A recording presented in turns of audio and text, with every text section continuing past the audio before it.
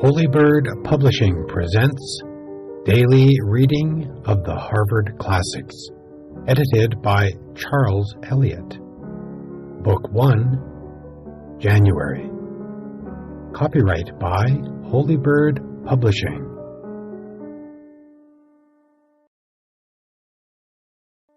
January 2nd.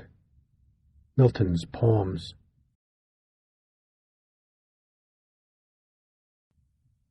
The Poems of John Milton, written at school and college 1624 through 1632.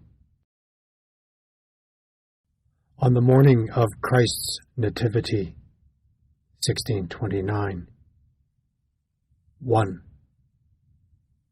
This is the month, and this the happy morn, wherein the Son of Heaven's eternal King, of wedded maid and virgin mother born, our great redemption from above did bring, for so the holy sages once did sing, that he our deadly forfeit should release, and with his Father work us a perpetual peace. 2. That glorious form, that light unsufferable, and that far-beaming blaze of majesty, wherewith he wont at heaven's high council table to sit the midst of trinal unity, he laid aside, and, here with us to be, forsook the courts of everlasting day, and chose with us a darksome house of mortal clay. 3. Say, heavenly Muse, shall not thy sacred vein afford a present to the infant God? Hast thou no verse, no hymn, or solemn strain to welcome him to this his new abode? Now, while the heaven, by the sun's team untrod, hath took no print of the approaching light, and all the spangled host keep watch in squadrons bright. 4. See how from far upon the eastern road the star-led wizards haste with odors sweet. Oh, run, prevent them with thy humble ode, and lay it lowly at his blessed feet. Have thou the honor first thy Lord to greet, and join thy voice unto the angel choir, from out his secret altar, touched with hallowed fire.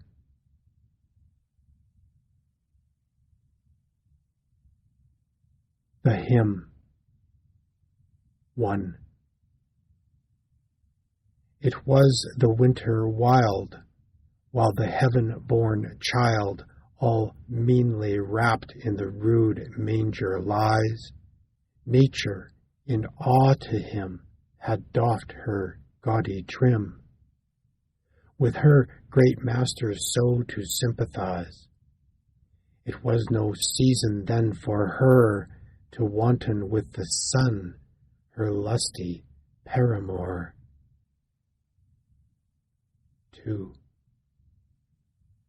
Only with speeches fair she woos the gentle air, to hide her guilty front with innocent snow, and on her naked shame pollute with sinful blame the saintly veil of maiden white to throw, confounded that her Maker's eyes should look so near upon her foul deformities.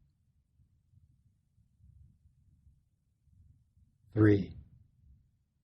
But he, her fears to cease, sent down the meek-eyed peace. She, crowned with olive green, came softly sliding down through the turning sphere, his ready harbinger. With turtle wing the amorous clouds dividing, and waving wide her myrtle wand, she strikes a universal peace through sea and land. 4. No war or battle's sound was heard the world around.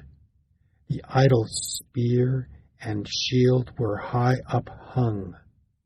The hooked chariot stood, unstained with hostile blood. The trumpet spake not to the armed throng, and kings sat still with awful eye, as if they surely knew their sovereign Lord was by. 5. But peaceful was the night, wherein the Prince of Light his reign of peace upon the earth began. The winds with wonder whist, smoothly the waters kissed, whispering new joys to the mild ocean, who now hath quite forgot to rave, while birds of calm sit brooding on the charmed wave. 6. The stars with deep amaze stand fixed in steadfast gaze, bending one way their precious influence, and will not take their flight for all the morning light, or Lucifer that often warned them thence, but in their glimmering orbs did glow, until their Lord himself bespake and bid them go. 7. And though the shady gloom had given day her room, the sun himself withheld his wonted speed, and hid his head of shame, as his inferior flame the new enlightened world no more should need. He saw a greater sun appear than his bright throne or burning axletree could bear. 8. The shepherds on the lawn, or ere the point of dawn, sat simply chatting in a rustic row. Full little thought they then that the mighty Pan was kindly come to live with them below. Perhaps their loves, or else their sheep, was all that did their silly thoughts so busy keep.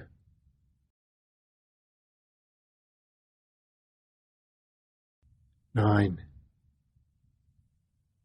When such music sweet their hearts and ears did greet, as never was by mortal finger strook, divinely warbled voice, answering the stringed noise, as all their souls in blissful rapture took, the air, such pleasure loath to lose, with thousand echoes still prolongs each heavenly close.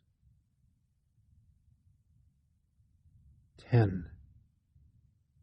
Nature that heard such sound beneath the hollow round of Cynthia's seat, the airy region thrilling, now was almost won, to think her part was done, and that her reign had here its last fulfilling.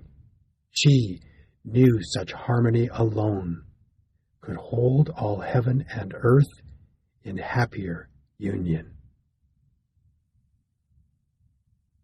11. At last surrounds their sight a globe of circular light. that with long beams the shamefaced night arrayed, the helmed cherubim and sorted seraphim are seen in glittering ranks with wings displayed, harping in loud and solemn choir with unexpressive notes to heaven's newborn heir.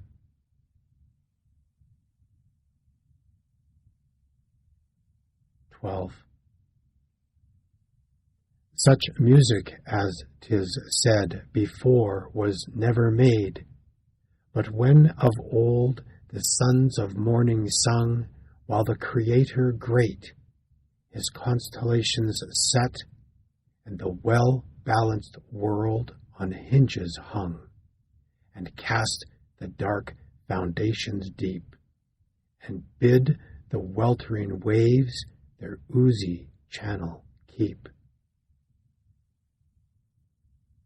13. Ring out, ye crystal spheres, once bless our human ears. If ye have power to touch our senses so, and let your silver chime move in melodious time, and let the bass of heaven's deep organ blow, and with your ninefold harmony make up full consort of the angelic symphony. 14. For if such holy song enwrap our fancy long, time will run back and fetch the age of gold, and speckled vanity will sicken soon and die, and leprous sin will melt from earthly mold, and hell itself will pass away and leave her dolorous mansions of the peering day. 15. Yes, truth and justice then will down return to men, the enameled arras of the rainbow wearing, and mercy set between, throned in celestial sheen, with radiant feet the tissued clouds down steering, and heaven, as at some festival, will open wide the gates of her high palace hall. 16. But wisest fate says no, this must not yet be so. The babe lies yet in smiling infancy, that on the bitter cross must redeem our loss. So both himself and us to glorify, yet first to those chained in sleep, the wakeful trump of doom must thunder through the deep. 17. With such a horrid clang as on Mount Sinai rang, while the red fire and smoldering clouds outbreak, the aged earth aghast with terror of that blast shall from the surface to the center shake, when at the world's last session the dreadful judge in middle air shall spread his throne. 18. And then at last our bliss, full and perfect is, but now begins, for from this happy day the old dragon underground, in straighter limits bound, not half so far casts his usurped sway, and, wroth to see his kingdom fail, swinges the scaly horror of his folded tail. 19. The oracles are dumb, no voice or hideous hum runs through the arched roof in words deceiving. Apollo from his shrine can no more divine, with hollow shriek the steep of Delphos leaving. No nightly trance or breathed spell inspires the pale-eyed priest from the prophetic cell. 20. The lonely mountains o'er, and the resounding shore, a voice of weeping heard and loud lament, edged with poplar pale, from haunted spring and dale, the parting genius is with sighing sent, with flower in woven tresses torn, the nymphs in twilight shade of tangled thickets mourn. 21. In consecrated earth and on the holy hearth, the lars and lemurs moan with midnight plaint. In urns and altars round, a drear and dying sound affrights the flamens at their service quaint. And the chill marble seems to sweat, while each peculiar power forgoes his wonted seat. 22. Pure and Balaam forsake their temples dim, with that twice-battered god of Palestine and mooned Ashtaroth, heaven's queen and mother both, now sits not girt with tapers' holy shine. The Libyc Hammon shrinks his horn in vain, the Tyrian maids their wounded Thammuz mourn. 23.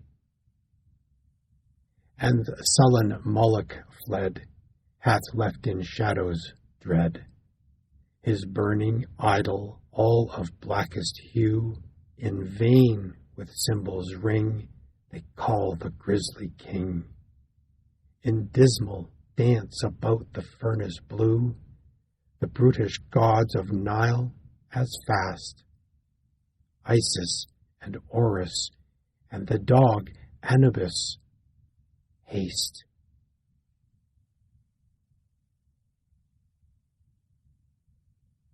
24.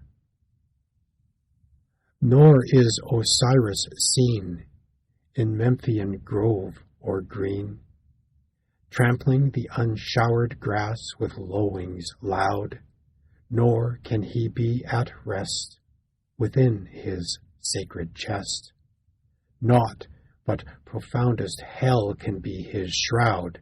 In vain, with timbreled anthems dark, the sable-stoled sorcerers bear his worshipped ark. 25. He feels from Judah's land the dreaded infant's hand. The rays of Bethlehem blind his dusky eyne, nor all the gods beside longer dare abide. Not Typhoon huge, ending in snaky twine, our babe, to show his godhead true, can in his swaddling bands control the damned crew. 26.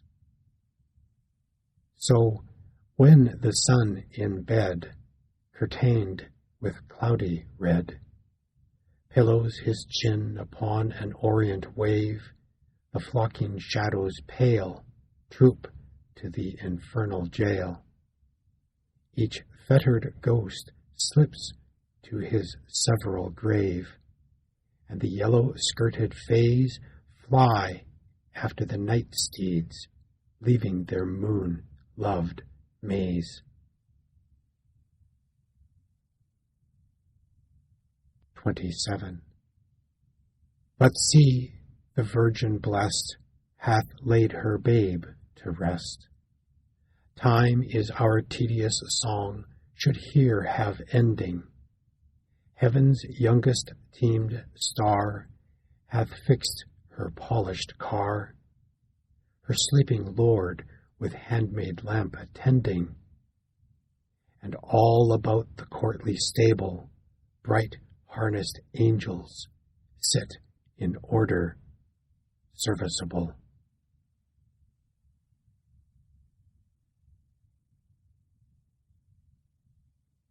A paraphrase on Psalm 114, 1624. When the blessed seed of Terah's faithful son, after long toil their liberty had won, and passed from Pharian fields to Canaan land, led by the strength of the Almighty's hand. Jehovah's wonders were in Israel shown, his praise and gloria was in Israel known. That saw the troubled sea and shivering fled, and sought to hide his froth-becurled head. Lo, in the earth Jordan's clear streams recoil, as a faint host that hath received the foil. The high-huged-bellied mountains skip like rams amongst their ewes, the little hills like lambs. Why fled the ocean, and why skipped the mountains? Why turned Jordan toward his crystal fountains? Shake, earth, and at the presence be aghast of him that ever was and aye shall last, that grassy floods from rugged rocks can crush and make soft rills from fiery flintstones gush.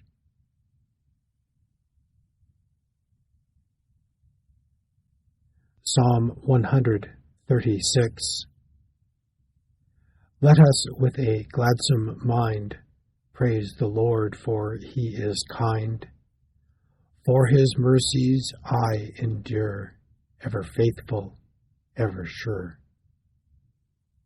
Let us blaze his name abroad, for of gods he is the God.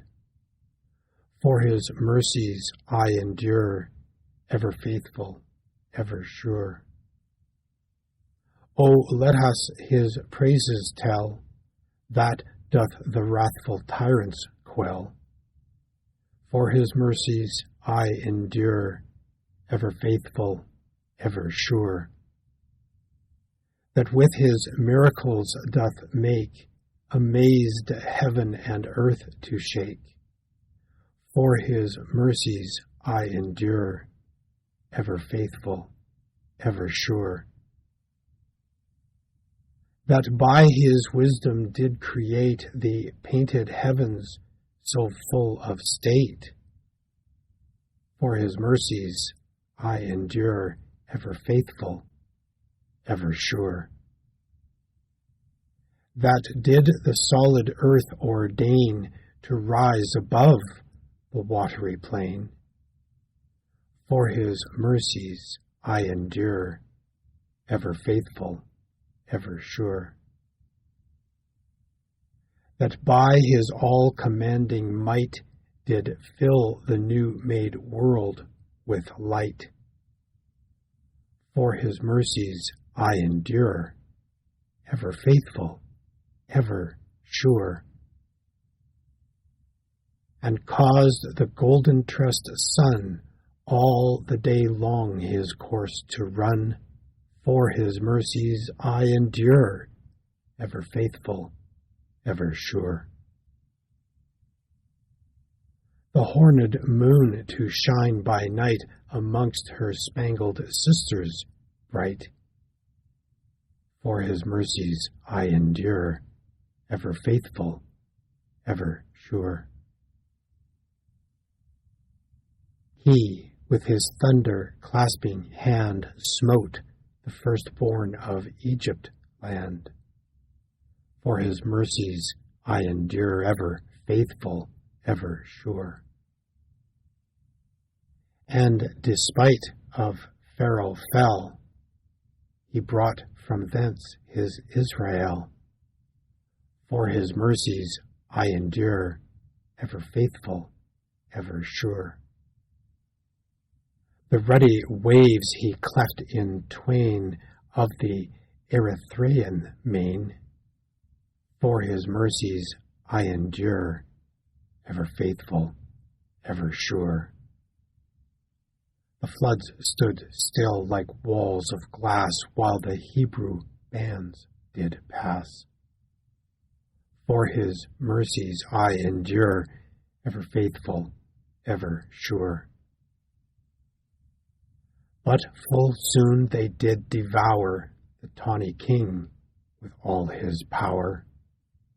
For his mercies I endure, ever faithful, ever sure. His chosen people he did bless in the wasteful wilderness. For his mercies I endure, ever faithful, ever sure. In bloody battle he brought down kings of prowess and renown. For his mercies I endure, ever faithful, ever sure. He foiled bold Sihon and his host that ruled the Amorrhaean coast. For his mercies I endure, ever faithful, ever sure. And large-limbed Og he did subdue, with all his over-hardy crew.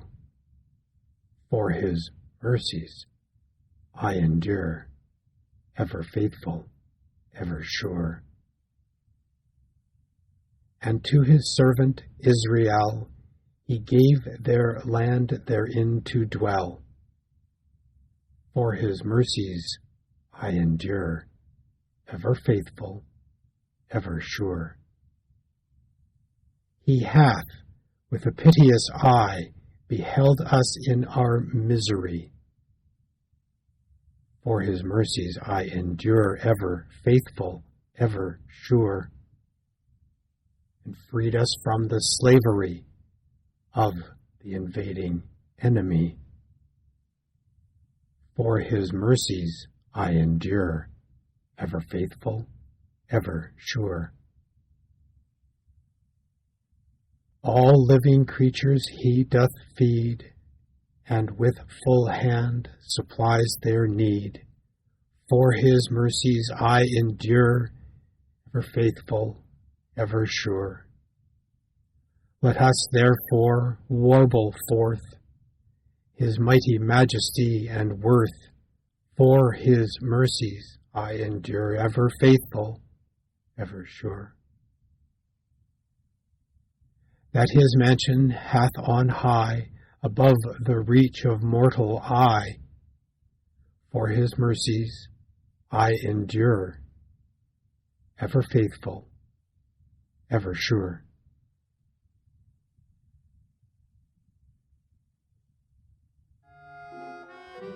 End of daily reading of the Harvard Classics, January 2nd, Milton's Poems.